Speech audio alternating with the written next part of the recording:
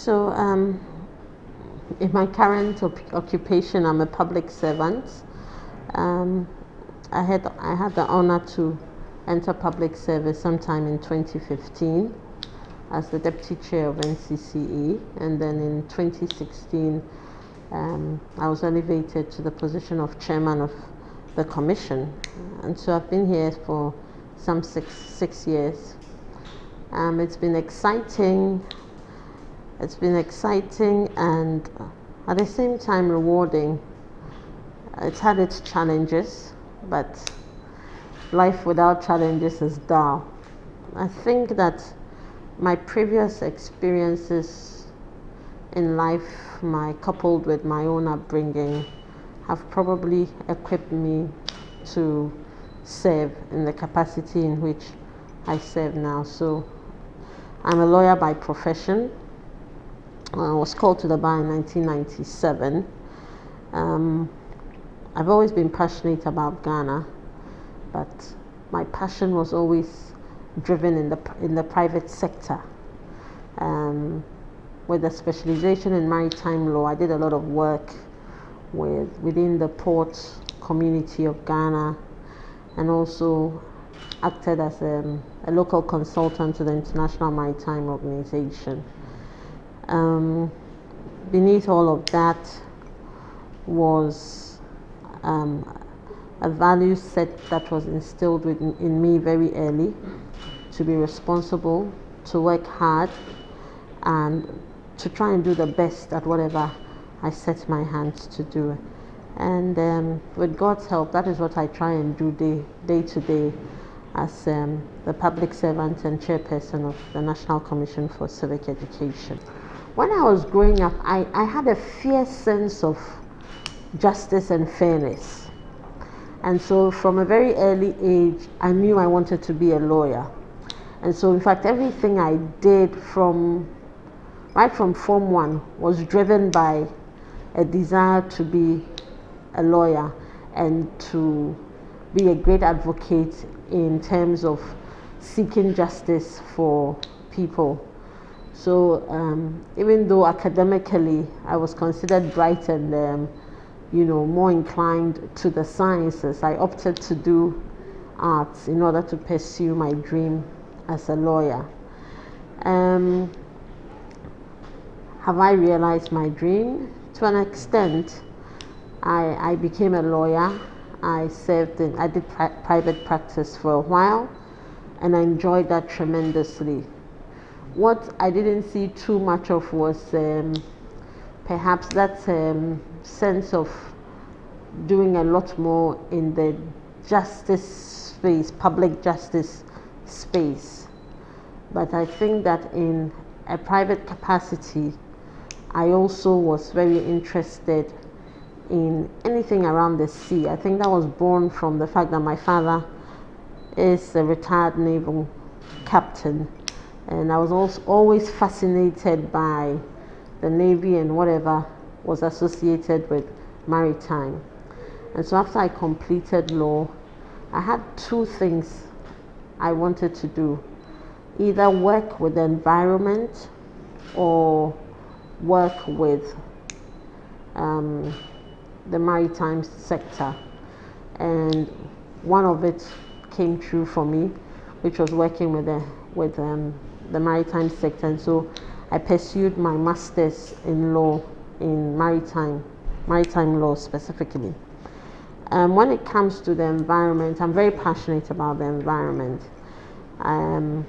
So I'm very particular about what I do that impacts the environment positively or negatively. And so if you know me on IG, you see that most of the things I follow have to do with the environment, and more specifically in terms of the environment, the maritime environment, the marine ecosystem is something that I am very interested about and interested in working around.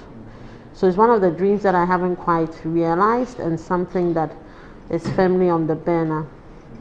I think another thing I love to do is to see people realize their full potential.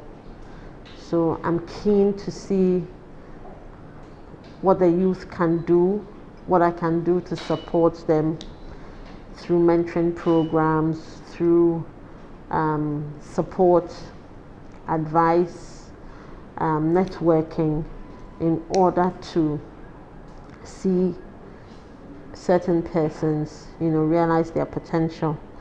I think all of that also is born by a fierce sense of believing that everybody has something to contribute to the world, and so everybody must be given that opportunity. And of course, having something to contribute to the world is one thing. You must also have a sense of certain values that you espouse, because those are the values that really equip you to realize your dreams. So I like to see that people are disciplined, people are hardworking, people are honest and have a fierce sense of integrity. Those really are key to me. And when I usually find somebody lacking in those things, without meaning to be judgmental, I'm not particularly a fan of yours. Yes, and of course, my parents taught me to be very forthright and outspoken. And so from an early age, I have been forthright, I've been outspoken. And from an early age, because I was the first girl, I had responsibilities thrust upon me.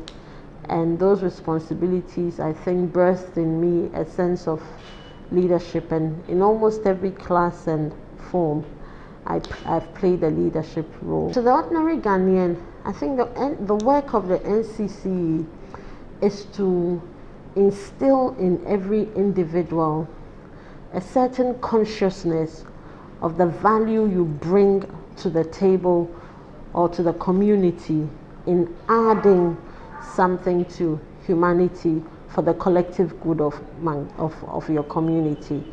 So for us at the NCCE, or from my perspective in the NCCE, our work really is to raise a consciousness of how you serve your country, whether in public or private, and whether in a public or private capacity.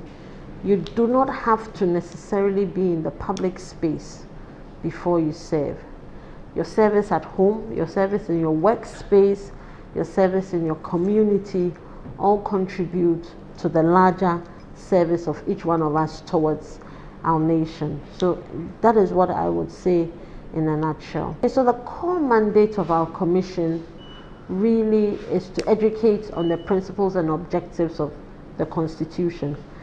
And the principles and objectives of our Constitution really is to govern within a democracy.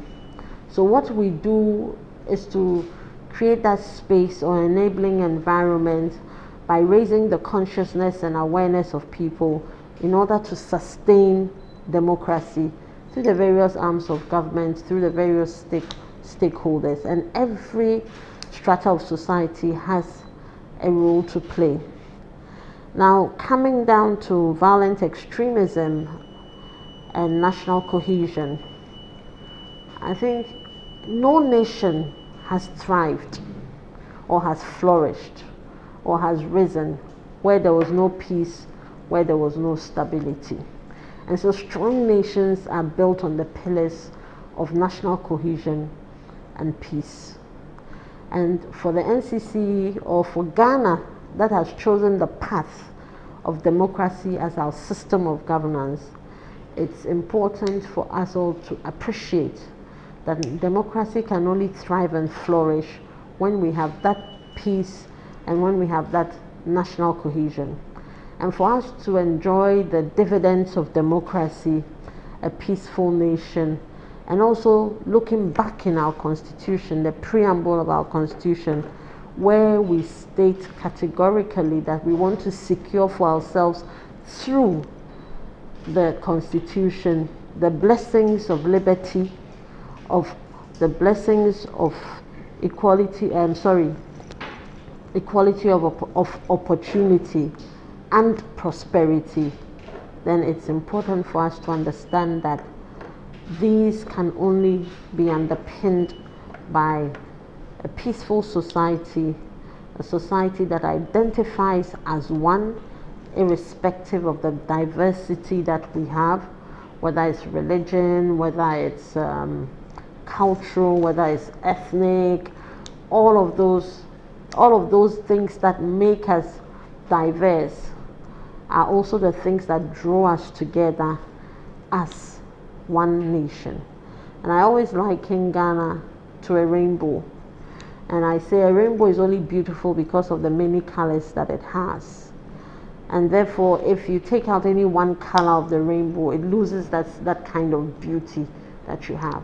And that's what makes Ghana beautiful. The different or the diversity that we express in the way we live, in the way we worship, in the way we work, in where we come from. All of those things are what makes Ghana beautiful. So our identity is really critical to the kind of peace that we engender in accepting our diversity as still the oneness of our nation. And so violent extremism, if we allow to creep into our nation, will totally dismantle the peace that we require.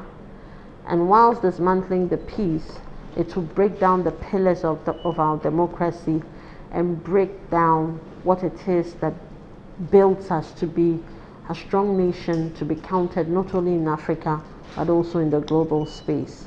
So violent extremism is something that the Commission has taken on very seriously. We're working closely with the Ministry of National Security. We're working with various security agencies. We've been supported by the European Union as well to fend off violent extremism in all its forms. Undoubtedly, violent extremism has, more or less crystallized in our neighboring countries, but we can't allow that to take root in Ghana. We know intelligence tells us that you have violent extremism or pockets of it or infiltrations here. But we think we need to raise awareness and raise the consciousness of every Ghanaian in understanding the essence of building a cohesive whole as one nation, so that we can properly play a role as citizens in warding off the adverse effects of violent extremism. So a lot of work is going into the drivers of violent extremism. That was one of the key findings in our recent survey in 2020 on the risk or threats to violent extremism in Ghana. And having identified the drivers or the triggers, as a commission, we are using that as our base study and tailoring our education around this. And so you find that some of the very known issues that have plagued us have also been these very same issues that have been identified as drawing or building an enabling environment or a fertile ground for violent extremism to take place. So you see people continue to talk about issues around chieftaincy disputes, land disputes, with ethnic undertones sometimes. People continue to talk about political vigilantism. People continue to talk about a certain lack of confidence in some of our security agencies. People talk about indigenous migrant settler communities, specifically the Fulani in certain parts of Ghana. People talk about the youth bulge and its attendant unemployment issues as drivers of violent extremism. And within Ghana, as our dialogue of today even showed, that violent extremism can be homegrown or it can be imported. So for the drivers within, these are some of the factors that can engender violent extremism. But violent extremism from an imported, should I use the word, an imported feature or culture here, is basically around fanaticism, and usually it is religious. So even within the religious sphere, the kind of engagements we are having with faith-based organizations is key, so that faith-based organizations and platforms do not become avenues for expressing hate or encouraging religious fanaticism, but understanding that tolerance is also key for us in fighting violent extremism, so that we are not divided by very entrenched positions, by very extremist ideas, but we allow each other to coexist peacefully so that Ghana thrives. I think no matter what goes on around us, the many issues that plague us, like many other countries, lack of development in certain sectors and certain parts of the country, talking about the usual issues of poverty, unemployment, all of that will pale in comparison to that looming threat of violent extremism. So as Commission, we think that everybody must take violent extremism seriously, and looking at the national security strategy as well as the national framework for countering violent extremism and terrorism, it's important that Ghanaians understand that each one of us has a role to play in ensuring our collective security. So understanding and identifying radicalization and finding the right avenues for reporting such, for appropriate authorities or stakeholders to investigate and stem any untoward activities around violent extremism, is important for all of us to look at this, understand it, and play a role. We shouldn't hide behind friendship and family, because when the damage is done, nobody remembers friend and family, as we have seen in other states and countries around us.